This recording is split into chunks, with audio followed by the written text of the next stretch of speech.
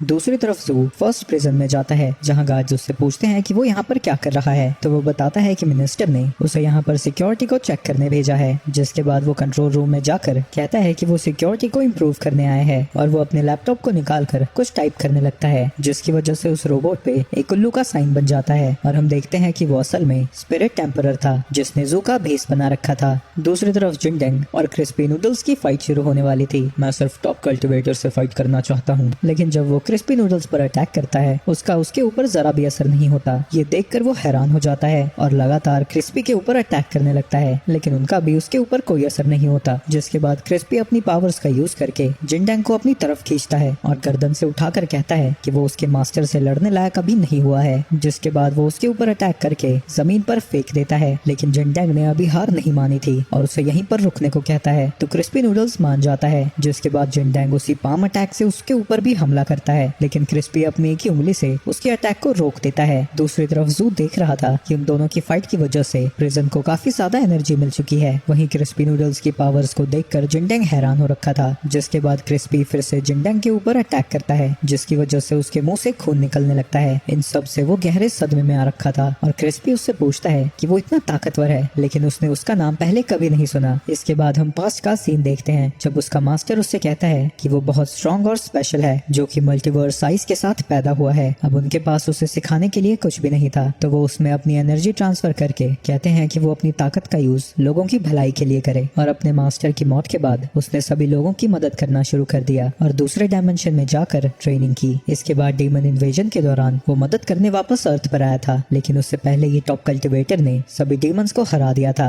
इसलिए वो top cultivator से मिलना चाहता है, लेकिन टूर्नामेंट को ज्वाइन करने के बाद लोग उसे साइबर बुली करने लगे। वो खुद उस टॉप कल्टिवेटर से लड़ना चाहता है ताकि उसे जिंदगी भर उसकी परछाई में जीना ना पड़े, क्योंकि उसका गोल सभी लोगों को बचाना है। वो फिर से क्रिस्पी के ऊपर अटैक करने लगता है, लेकिन वो अपनी 2 उंगलियों का यूज करके उसके सभी अटैक्स को ब्लॉक कर रहा था। जिसके बाद वो उसे जमीन पर पटक देता है। दूसरी तरफ वैंग की मॉम ऑपरेशन थिएटर में है और बाकी लोग बाहर उनका इंतजार कर रहे हैं। वैंग वहाँ से बाथरूम जाने के लिए निकलता है, तो चैन और हाव कहते हैं कि उसकी गैर हाजिरी में वो नुआन को प्रोटेक्ट करेंगे। दूसरी तरफ जिंगडेंग जमीन पर पड़ा हुआ था और मिनिस्टर के साथ बैठा हुआ बंदा सोच रहा था, सारे लौंडे लपाटे इतने ताकतवर कब से होने लगे, इनकी उम्र में तो मैं बाबू सोना से बात करता था। तभी मिनिस्टर को रिपोर्ट मिलती है कि फर्स्ट प्रिजन के ऊपर अटैक कर दिया गया है और ये अटैक जू ने किया है, और अपन तो यहाँ है बे। वहीं प्रिजन के अंदर स्पिरिट लॉर्ड बाइजे के पास पहुंचता है और फॉर्मेशन में चेंज कर देता है, जिसकी वजह से जो एनर्जी उसे यहीं पर बंद रखने के लिए यूज होनी थी अब उसे फ्री करेगी। दूसरी तरफ हॉस्पिटल में एक पोर्टल खुलता है जिसके अंदर से ये थुलथुला व्यक्ति बाहर आता है। वैंग के दोस्त उसे रोकने की कोशिश करते हैं, लेकिन उसकी पावर्स की वजह से वो अपनी जगह से हिल भी नहीं पाते। वो अपनी पावर्स का यूज करके नुआन को लेने की कोशिश करने लगता है, जो कि अब पैदा हो चुकी है। दूसरी तरफ बाइजे भी फ्री हो चुका है और एक एनर्जी ब्लास्ट की वजह से टूर्नामेंट का बैरियर टूट जाता है। ये देखकर स्पिरिट टेम्परर पागलों की तरह हंसने लगता है, लेकिन तभी उसे बच्चे के रोने की आवाज आती है और उसी वक्त उसके पीछे वैंग आ जाता है। वो मेरी बहन की आवाज है, क्या तुम्हें सच में लगा था मुझे तुम्हारी हरकतों के बारे में पता नहीं लगेगा? वहीं वैंग ने पहले ही उस मोटो को वहाँ से हटा दिया है। तुम आखिर हो कौन? मैं सड़क छाप कुत्तों को अपना इंट्रोडक्शन नहीं देता। जिसके बाद वो उसे एक जोरदार पंच मारता है। दूसरी तरफ क्रिस्पी जिंगडेंग से पूछ रहा था कि क्या वो अब भी लड़ना चाहता है, लेकिन तभी वैंग के पंच की वजह से स्पिरिट टेम्परर उनके बगल में ही गिरता है। स्पिरिट टेम्परर कहने लगता है कि वो उन सबको मार डालेगा, लेकिन तभी जिंगडेंग उससे फाइट करने लगता है और उसे बड़ी जल्दी हरा भी देता है और अपने फिनिशिंग मूव के लिए उसी पाम अटैक का यूज करता है। जिसके बाद टीवी में न्यूज चलने लगती है कि स्पिरिट टेम्परर को जिंगडेंग ने हरा दिया है। वहीं वैंग अपनी फैमिली के साथ था। सभी ने नुआन के लिए गिफ्ट भेजे थे और साथ में कुछ लिखा भी था, और वैंग ने लिखा था कि काश उसे भी उसकी तरह क्रिस्पी नूडल्स पसंद हो। ये गोल्डन ब्लेड हमारी फैमिली में कई जनरेशन से है, अब समय आ चुका है कि तुम इसे संभालो। अरे बाप रे, इतना सोना कितने पैसे मिलेंगे बेच के? नहीं, मैं इसे संभाल कर रखूंगा। इस ब्लेड में हमारे फाउंडिंग एंसेस्टर की सोल है, अगर तुम इसे संभाल सकते हो तो ये तुम्हारा होगा। लेकिन जैसे ही वो ब्लेड चैन को देते हैं वो उसे लेकर नीचे गिर जाता है। ये देखकर वो ब्लेड को वापस उठाकर वहीं पर रख देते हैं। कभी कभी सोचता हूँ मुझे डीएनए टेस्ट करा लेना चाहिए। ये सुन के बेचारे चैन को बड़ा सा सदमा लगता है और वो दुखी होकर वहाँ से जाने लगता है। जैसे ही वो बाहर निकलता है एक पोस्टर आकर उसके मुंह पर तमाचा जड़ता है। वो पोस्टर उससे कहता है कि अपनी ताकत बढ़ाने के लिए उसे प्रोटीन सेक्ट को ज्वाइन करना चाहिए। ये देखकर वो बड़ा खुश होता है। दूसरी तरफ वैंग की मां नुआन से परेशान हो रखी थी क्योंकि इतनी छोटी उम्र में भी उसके पास टेलीकिनेसिस पावर्स हैं। तभी वैंग आकर उसके मुंह में दूध की बोतल डालकर उसे शांत कराता है, क्योंकि उसके अलावा नुआन की पावर्स को कोई और कंट्रोल ही नहीं कर सकता। तभी उसके घर में भी वही पोस्टर चमकने लगता है जो कहता है कि पावर्स को कंट्रोल करने के लिए उसे अपने मसल्स को ट्रेन करना होगा। इसके बाद वैंग उस जगह पर पहुंच जाता है और वो नुआन को भी लेकर आया था। ओए बच्चे, ये जगह बच्चों के लिए बहुत खतरनाक है।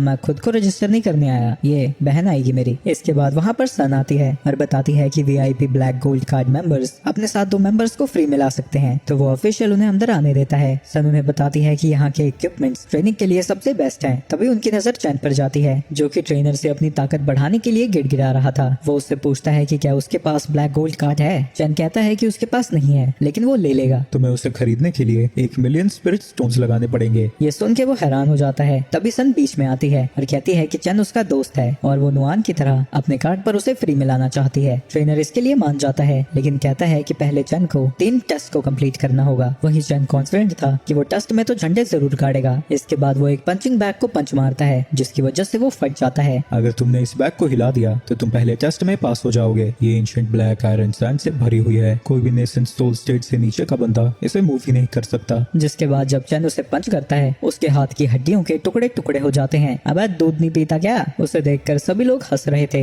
जिसके बाद नुआन के टेस्ट की बारी थी, जो कि पंच मार के उस बैग को बिल्डिंग से बाहर निकाल देती है। लेकिन इससे पहले कि किसी को पता लगता, वैंग अपनी पावर्स का यूज करता है और बड़ी तेजी से वापस से बैग को लाकर उस दीवार को पूरी तरह से ठीक कर देता है। तो जब वो लोग पीछे मुड़ते हैं, सब कुछ नॉर्मल था। इसके बाद ट्रेनर सन को डेमोन्स्ट्रेट करने को कहता है और वो बड़ी आसानी से 50 टन की 2 प्लेट्स उठा देती है। चैन को लगता है कि अगर इसे सन जैसी पतली सुतली लड़की उठा सकती है तो वो भी उठा सकता है। लेकिन जब चैन वेट उठाने जाता है, वो बंदा सारी की सारी प्लेट्स को लोड कर देता है, जिसकी वजह से चैन कुछ भी नहीं कर पाता और थकावट की वजह से वहीं पर गिर जाता है। उसकी इतनी बुरी हालत हो जाती है कि दूसरे ट्रेनर को उसे माउथ टू माउथ देना पड़ता है। बेचारे का हाहाकार हो रहा है यार। वहीं जब ये सब चल रहा था, नुआन पीछे जाके आसानी से पूरे वेट को उठाने लगती है, लेकिन इससे पहले कि किसी को पता लगता, वैंग आकर उसे हटा लेता है। इसके बाद वो उसे एक बारबल के पास लेकर जाता है और बताता है कि इसमें उसके मास्टर की सोल है। इसे सिर्फ वही उठा सकता है जिसके दिल में जरा भी डर ना हो। उनमें से एक ट्रेनर को इसे उठाने में 5 साल लगे थे और दूसरे को 3 साल। ट्रेनर उससे कहता है कि अगर उसने इस वेट को कमर तक उठा लिया तो वो उसे पास कर देगा। ये सुन के चैन को अपने बाप की बात याद आने लगती है और साथ ही उन सब की भी जिन्होंने उसकी बेइज्जती की है। तभी नुआन उसके कंधे पर हाथ रखती है और वैंग उससे कहता है कि वो ये कर सकता है। जिसके बाद वो अपना पूरा जोर लगाकर बारबेल को उठाने लगता है। ऐसा करते वक्त थोड़ी बहुत आवाजें आती हैं, पर वो भी उसके बारबेल उठाने में मदद कर रही थी। तभी नुआन जाकर एक डंबल को उठा लेती है और उसके साथ साथ चैन ने भी उस बारबेल को उठा लिया था। लेकिन नुआन की पावर्स की वजह से उसने पूरी की पूरी बिल्डिंग को ही हवा में उठा दिया था। ये देख के वैंग बाहर निकलता है और इससे पहले कि किसी को पता लगता, वो बिल्डिंग को वापस से नीचे उतार देता है। वहीं अंदर सभी लोग चैन के लिए तालियां बजा रहे थे, क्योंकि उसने पहली बार में ही बारबेल को उठा लिया था। वहीं वो ट्रेनर खुशी के मारे उसे गले लगा लेता है, लेकिन उसके छाती में से इतनी ज्यादा खुशबू आ रही थी कि वो बेचारा बेहोश हो जाता है। रात को ट्रेनर अकेला था और सोच रहा था कि उसे अपने सेक्ट का सक्सेसर मिल चुका है, लेकिन तभी उसके पीछे बाइजे आता है और वो उसके ऊपर अटैक करके उसे एक डॉल में बदल देता है, जो कि उसके छाते जैसे वेपन पर लटकी हुई थी। दूसरी तरफ चैन अपने बापू को वही कार्ड दिखा रहा था और कहता है कि अब वो उस ब्लेड को उठा सकता है, लेकिन जब वो उसे उठाने की कोशिश करता है, इस बार वो अपनी कमर तोड़वा लेता है। इसके बाद हम वैंग की फैमिली को देखते हैं, जहाँ पर वैंग के पापा ने नुआन के लिए एक तलवार खरीदी थी, लेकिन नुआन को ये जरा भी पसंद नहीं आता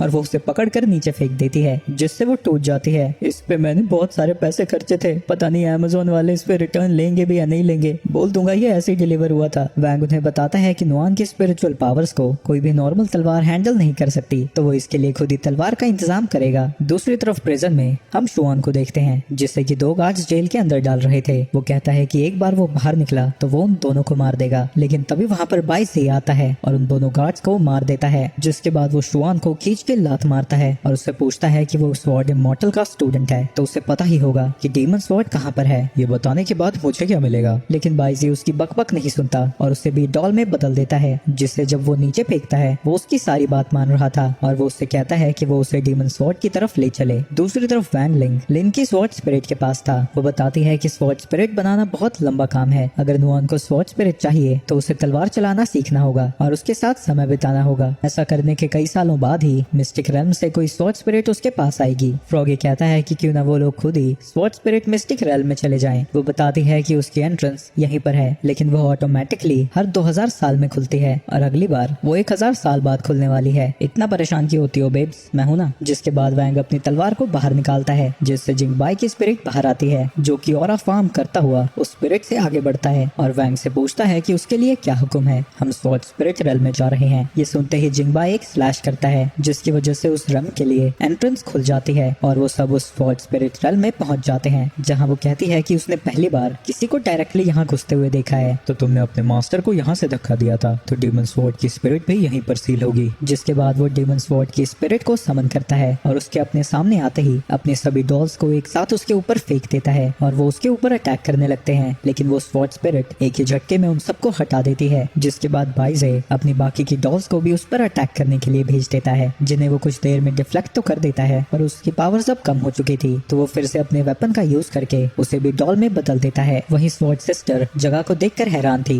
क्योंकि जब पिछली बार वो यहाँ पर आई थी, यहाँ पर बहुत सारी छोटी छोटी स्वॉर्ड स्पिरिट्स थी, तभी उनके ऊपर एक फायरबॉल से अटैक होता है, लेकिन जिंगबाई बीच में आकर उस फायरबॉल को डिफ्लेक्ट कर देता है। लेकिन उसके तुरंत बाद ही वहाँ पर एक ड्रैगन की स्पिरिट आती है, तो वैंग जिंगबाई का हाथ पकड़कर उसे ड्रैगन की तरफ फेंकता है और जिंगबाई उसे एक मुक्का मार के उसका एक टुकड़ा नीचे गिरा देता है। ये सब देखकर स्वॉर्ड सिस्टर हैरान हो जाती है। क्या तुम्हें ये सब देखकर हैरानी नहीं हुई? नहीं बेड़ो, अपन को तो अब इन सब की आदत हो गई है। वहीं उस ड्रैगन के जाने के बाद सारे छुपी हुई स्पिरिट्स बाहर आने लगती हैं। ये स्वॉर्ड स्पिरिट्स अभी इन्फेंट्स हैं और वैंग सोचने लगता है कि नुआन के लिए इनमें से सबसे बेस्ट स्पिरिट कौन सी होगी, लेकिन उसे समझ नहीं आ रहा था। दूसरी तरफ हम इस मुसीबत की पोटली को देखते हैं, जिससे उसकी माँ कहती है कि बारिश होने वाली है तो उन्हें अंदर जाना चाहिए। तभी एक तितली उसके इर्द गिर्द मंडराने लगती है और वो उसके ऊपर लेजर से अटैक करने की कोशिश कर रही थी, पर गलती से वो लेजर एक घास पर जाकर लग जाता है और ये कौन सी मुसीबत खड़ी करने वाला है ये तो बाद में ही पता चलेगा। दूसरी तरफ वो ड्रैगन फिर से वापस आता है, जिसे देखकर सारी स्पिरिट्स डर कर चली जाती हैं, लेकिन वैंग कहता है कि उन्हें डरने की जरूरत नहीं है और उनके ऊपर अपनी पावर्स का यूज करके उनसे ही उस ड्रैगन के ऊपर अटैक करता है। वहीं उनमें से एक स्पिरिट जरा भी नहीं डर रही थी और वो थोड़ी बहुत स्ट्रेचिंग करके उस ड्रैगन पर खुद ही अटैक करने के लिए तैयार हो जाती है और उसके ऊपर अटैक करके उसका एक और टुकड़ा गिरा देती है और अब वैंग को नुआन के लिए स्पिरिट मिल चुकी थी। दूसरी तरफ बाइजी आसमान में उड़ रहा था और डीमन स्वॉर्ड की स्पिरिट को समन करता है, लेकिन उसकी फटीचर हालत को देखकर बाइजी हैरान हो जाता है, लेकिन फिर भी वो अटैक करने के लिए कहता है और ये अटैक वो वैंग के घर पर कर रहा था। दूसरी तरफ वैंग उस स्पिरिट से पूछता है कि क्या वो उसकी बहन की स्वॉर्ड स्पिरिट बनेगी। ये सुन के वो स्पिरिट बहुत खुश होता है और खुशी के मारे उछलने लगता है। वहीं फ्रॉगी ये सोच रहा था कि ये टिंगू भला नुआन को कैसे प्रोटेक्ट कर सकता है। ये सुन के स्पिरिट को गुस्सा आ जाता है और वो उसे घुमा के मुक्का मारता है। तभी वो स्वॉर्ड स्पिरिट अचानक से चमकने लगता है और वहाँ से गायब हो जाता है। हम देखते हैं कि उसे नुआन ने समन किया था अपनी पावरफुल स्वॉर्ड घास का यूज करके। वहीं उसी स्वॉर्ड स्पिरिट को अपने सामने देखकर डीमन स्वॉर्ड स्पिरिट की हालत खराब हो रखी है, जिसके बाद नुआन की स्पिरिट उसकी बुरी तरह से कुटाई कर देती है। वहीं ये सब देखकर बाइजी भी वहाँ से चला जाता है। आगे नुआन स्वॉर्ड स्पिरिट के साथ खेल रही थी और वैंग को अब समझ आने लगा था कि उस उम्र में जितनी उसकी ताकत थी उसकी बहन की उससे कई गुना ज्यादा है। आगे स्पिरिट एम्परर अपने फॉलोअर्स के पास जाता है, जो ये देखकर खुश थे कि वो अभी तक जिंदा है, लेकिन तभी वो एक की गर्दन पकड़ लेता है और बाइजी पीछे से आकर कहता है कि अब उनका एम्परर उसके कब्जे में है।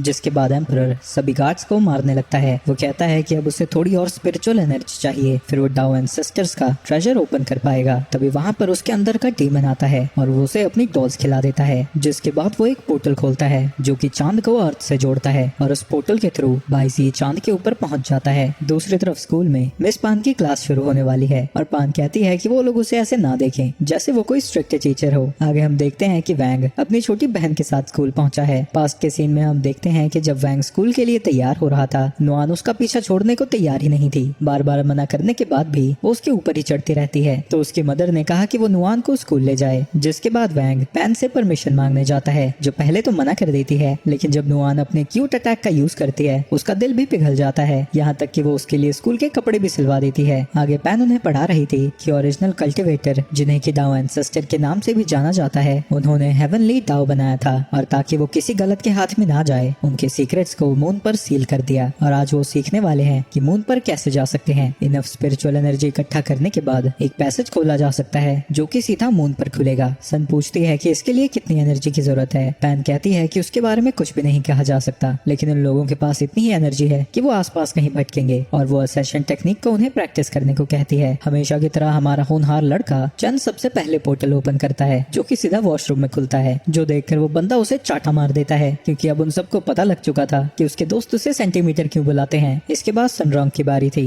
जो कि टीचर के ऑफिस तक का पैसेज खोलती है, जो देखकर पान हमेशा की तरह उसकी तारीफ करती है। जिसके बाद वो नुआन के पास जाती है। ओले ले ले, कितना प्यारा बच्चा है, तुम्हें कुछ समझ में आया? वो हाथ में ब्रश लेकर कुछ ड्रॉ करने लगती है, जो देखकर पैन कहती है कि वो बहुत ज्यादा समझदार है। तभी उनके स्कूल के बाहर एक अजीब सी रोशनी दिखाई देने लगती है और जब ये सब घटना घट रही थी, नुआन ने अलग ही डायमेंशन में एक पोर्टल खोल दिया है, लेकिन इससे पहले कि किसी की नजर उस पर पड़ती वैंग उसे बंद कर देता है। वहीं उन सबको समझ नहीं आ रहा था कि वो लाइट आखिर है क्या। दूसरी तरफ बाइजी और डीमन मून पर पहुंच चुके हैं, जहाँ के गार्ड्स बोलने लगते हैं कि हेवनली डाउ के गेट्स को बिना पूछे ओपन करने की हिम्मत किसकी हुई। तभी बाइजी अपनी डॉल्स को बाहर निकालकर उनके ऊपर अटैक करने के लिए भेज देता है। इसके बाद हम फिर से स्कूल में पहुंचते हैं, जहाँ सभी स्टूडेंट्स स्वॉर्ड थ्रो करने की प्रैक्टिस कर रहे हैं। सनरोंग बिल्कुल ही सेंटर में थ्रो करती है। वहीं दूसरी तरफ हाउ को 8 पॉइंट्स मिलते हैं, लेकिन जब चैन की बारी थी वो बोर्ड की जगह तलवार को आसमान में फेंक देता है तो टीचर उसे फेल कर देते हैं। वहीं नुआन अपनी घास से ही निशाना लगाने की कोशिश कर रही थी। दूसरी तरफ चांद पर बाइजे की आर्मी ने सभी गार्ड्स को हरा दिया है और वो अंदर जाने लगते हैं, लेकिन दरवाजा खुलते ही एक बड़ा सा हाथ आकर बाइजी को पकड़ लेता है। दूसरी तरफ वैंग को भी फेल कर दिया गया है। इसके बाद तलवार को थ्रो करने की नुआन की बारी थी। हालांकि उसकी तलवार घास है। वहीं सन और वैंग हाई फाइव करते हैं, क्योंकि वैंग ने अपनी पावर को कंट्रोल करके बिल्डिंग को टूटने से बचा लिया है। तुम उसे ताली क्यों दे रही हो? फेल हुआ है वो, खुश होने वाला क्या है इसमें? वहीं नुआन के घास हिलाने की वजह से वहाँ पर इधर उधर तबाही मचने लगती है। वैंग उसके अटैक को ब्लॉक करने की कोशिश करता है, लेकिन वो बहुत ज्यादा पावरफुल थी तो वो उसे आसमान की तरफ डिफ्लेक्ट कर देता है। वहीं इन सब चीजों के दौरान नुआन कुछ ज्यादा ही खुश हो रखी थी और जो अटैक तो वैंग लिंग ने डिफ्लेक्ट किया था वो जाकर मून को लगता है और साथ को काट देता है, जिसे बाइजी ने पकड़ के रखा था। यहाँ पर हुआ क्या? चाहे कुछ भी हो, एक बार मैं अंदर चला गया तो मैं अमर हो जाऊंगा। इसके बाद हम वे ऑफ हेवन, जिसे कि हेवनली डाउ भी कहा जाता है, वहाँ का सीन देखते हैं, जहाँ पर उन सबको पता लगता है कि एंसेस्टर का ट्रेजर किसी ने खोल दिया है। तभी वहाँ पर बाइजी आ जाता है। यहाँ पर बिना परमिशन के आने की तुम्हारी हिम्मत कैसे हुई? जिसके बाद वो मैजिक का यूज करके खुद को ट्रांसफॉर्म कर लेता है और बाइजी को चेन से बांध देता है। ये धीरे धीरे तुम्हारी सारी मैजिक एनर्जी को खत्म कर देगा। लेकिन बाइजी सारी चेन्स को तोड़ देता है और उसकी गर्दन को पकड़कर उसे एक मैजिक स्टोन में बदल देता है। बाकी सब भी ट्रांसफॉर्म होकर बाइजी के ऊपर अटैक करने जाते हैं, लेकिन वो अपने एक ही अटैक से उन सबको हरा देता है। जिसके बाद वो उसी की चेन का यूज करके उन सबको भी स्टोन्स में बदल देता है, लेकिन वो एक को छोड़ देता है और कहता है कि अब हेवनली डाउ उसके कब्जे में है। वो अपने खून की बूंद नीचे गिराता है और कहता है कि अब बदले का समय है। दूसरी तरफ वैंग और उसके दोस्त दुकान पर सामान खरीद रहे थे, तभी टीवी पर बाइजी आता है। मैं बाइजी हूँ, मॉडल वर्ल्ड का टॉप कल्टीवेटर। 2 क्रिमिनल्स जेल से भाग गए हैं। इन्हें 10,000 साल की सजा मिली थी। एक का नाम वैंग लिंग है, जिसका क्राइम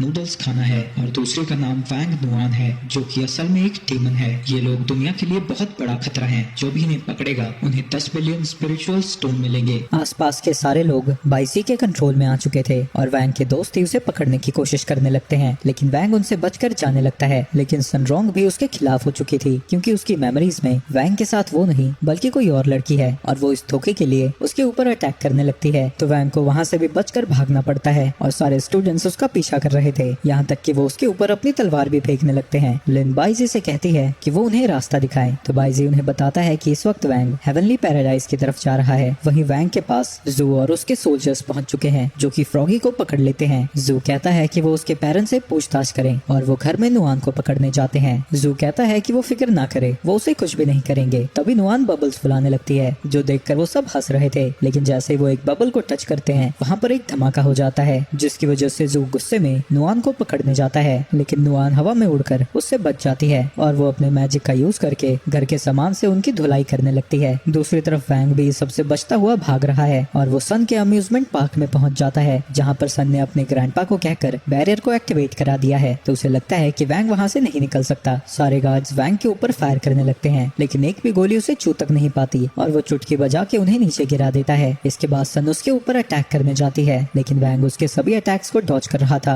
और तलवार तोड़ने के बाद उसे किस करता है, जिसकी वजह से उसकी सारी मेमोरीज वापस आ जाती हैं और बाइजी का स्पेल टूट जाता है। सन उससे माफी मांगने लगती है, लेकिन वैंग उससे कहता है कि इसमें उसकी कोई गलती नहीं थी। बाइजी ने पूरी दुनिया की मेमोरीज को बदल दिया है। तुमने बिल्कुल सही समझा, पर तुम अब कुछ कर भी नहीं सकते। मैं हेवनली डाउ में पहुंच चुका हूँ। यहाँ पर तुम जैसों का पहुंचना नामुमकिन है। सन वैंग से कहती है कि वो दुनिया को बचाए, वो यहाँ पर उसके दोस्तों को रोकेगी। तो वैंग उसकी मदद करने के लिए अपनी तलवार उसे दे देता है। इसके बाद वैंग सबसे पहले घर पर जाता है, जहाँ नुआन अभी तक खेल रही थी और उसने जितने भी गार्ड्स आए थे उनको पीट कर वहीं पर रखा हुआ है। जिसके बाद वो नुआन को गोदी में लेकर ऊपर जाने लगता है। वहीं बाइजी पागलों की तरह हंस रहा था, क्योंकि उसे लगता है कि वो आसानी से उन दोनों को हरा सकता है। लेकिन तभी वहाँ पर वैंग पहुँच जाता है। बाइजी को समझ नहीं आता कि ये हो क्या रहा है, क्योंकि उसने तो यहाँ के गेट्स को सील कर दिया है। मेरी अलमारी सीधा यहीं पर खुलती है। ये कैसा घटिया सा मजाक है? मुझे कितने साल लगे यहाँ पर आने में और तुम्हारे घर में दरवाजा यहाँ का। पर अब कोई फर्क नहीं पड़ता, मैंने 7 हेवनली डाउस को अब्सॉर्ब कर लिया है। अब मुझे कोई नहीं हरा सकता। चुप कर बे झिंगूर। इस एनिमे में इमोर्टल किंग मुझे बुलाते हैं, तुझे नहीं। और वो नुआन के साथ मिलकर उससे लड़ने के लिए तैयार हो जाता है। बाइजी उन दोनों के ऊपर हंस रहा था और कहता है कि उन दोनों को खाने के बाद वो पूरी दुनिया पर राज करेगा। वैंग याद करता है जब उसने अपनी तलवार सन को दी थी, उसने कहा था कि वो बेफिक्र होकर यहाँ से जाए, वो उनके दोस्तों का ध्यान रखेगी। मैं अकेला नहीं हूँ, मेरे साथ वो लोग हैं जिन पर मुझे सबसे ज्यादा भरोसा है। बाइजी उसके ऊपर हंसता है और अटैक कर देता है, लेकिन वैंग बड़ी ही आसानी से उसके अटैक को ब्लॉक करता है और बाइजी पर काउंटर अटैक करता है, जिसके बाद वो अपने मैजिक का यूज करके उसे किसी और जगह पर ही टेलीपोर्ट कर देता है। वैंग उसकी तरफ बढ़ने लगता है तो बाइजी ट्रेनर की डॉल को समन करता है और उसमें और मैजिक डालकर उसका साइज बढ़ा देता है। वो वैंग के ऊपर अटैक करता है, लेकिन वो उसके अटैक को ब्लॉक करके उसके हाथ को ही तोड़ देता है, जिसके बाद नुआन उसे ऐसी लात मारती है जिससे वो उड़ता हुआ पीछे जाकर टकराता है। ये देखकर उसका वेपन कहता है कि पहले वो उस बच्चे को खा जाए, फिर उस लड़के से निपटे। अचानक से वो अपने वेपन को फेंक कर वैंग के ऊपर अटैक करता है, लेकिन वो उसके अटैक से बच जाता है और उल्टा बाइजी के हाथ को पकड़कर जमीन पर बार बार पटकने लगता है। वहीं उस डीमन के साथ नुआन भी कुछ ऐसा ही कर रही थी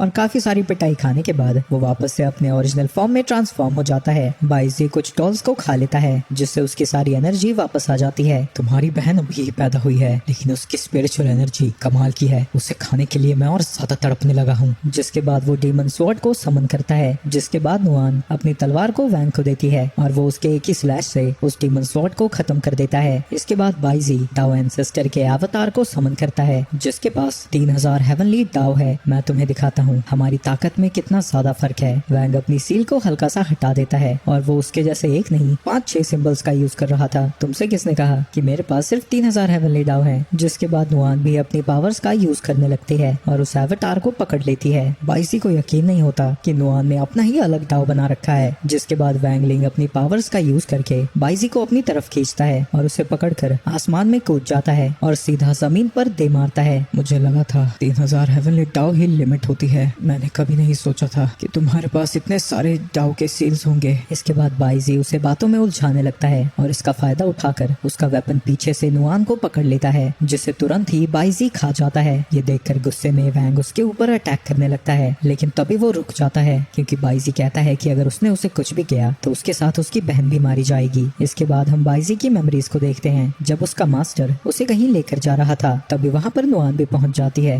और वो ये सारी चीजों को देख रही थी। उस बच्चे को नाइट स्कल का वाइस प्रेसिडेंट पकड़ने आता है क्योंकि वो उनके प्लान के लिए बहुत ज्यादा जरूरी है और इस बच्चे के लिए उसने उसके रिलेटिव्स, माँ बाप सबको ही मार दिया है। लेकिन उसका मास्टर मना कर देता है और इससे पहले कि वो उसके ऊपर अटैक करता वो अपने वेपन में उसे बांधकर स्पेशल मैजिक से उसे कहीं और पहुंचा देता है। जिसके बाद वो उसके मास्टर को भी मार डालता है और अपने मास्टर से कहता है कि वो फिक्र ना करे, उसने उसके पीछे सोल चेजिंग हाउंड को लगा दिया है। दूसरी तरफ बाइजी उस वेपन के साथ अकेला भटक रहा था, तभी उसके पीछे वही हाउंड आ जाता है जो उसके ऊपर अटैक करने लगता है और बाइजी जब खुद को बचाने के लिए अपने वेपन को आगे करता है वो गलती से उसे मार देता है और वो वेपन उस हाउंड को एक डॉल में बदल देता है और बाइजी से कहता है कि अगर वो ताकतवर बनना चाहता है तो वो इस डॉल को खा जाए। उस वेपन का असर बाइजी पे होने लगता है और वो उस डॉल को खा जाता है। उस दिन के बाद से ही वो समझ चुका था कि दुनिया में न्याय जैसा कुछ भी नहीं है, रूल्स मॉरल्स सब कुछ बकवास है। दुनिया का सिर्फ एक ही असूल है, जो ताकतवर है वो कमजोर को दबाएगा और उसे खा जाएगा। वो दुनिया का टॉप कल्टिवेटर बनकर उसके लॉज को बदलना चाहता है और उसे लगता है कि नुआन को खाकर वो ऐसा कर पाएगा, लेकिन उसके भाषण के खत्म होने से पहले ही नुआन उसके मुंह पर मुक्का दर देती है। ये किस तरह का घटिया लॉजिक है? सुबह जो निकालते हो वही खा लेते हो क्या? ये क्या हो रहा है भाई? ये तो अभी पैदा हुई थी, बात कैसे कर रही है? तुम बहुत कर सकती हो। मैं एक प्यारी सी नन्ही मुन्नी सी बच्ची बन के रहना चाहती थी, पर लगता है तुम्हारे माँ बाप ने तुम्हारी कुटाई नहीं की है। मुझे ही तुम्हें सब कुछ सिखाना पड़ेगा।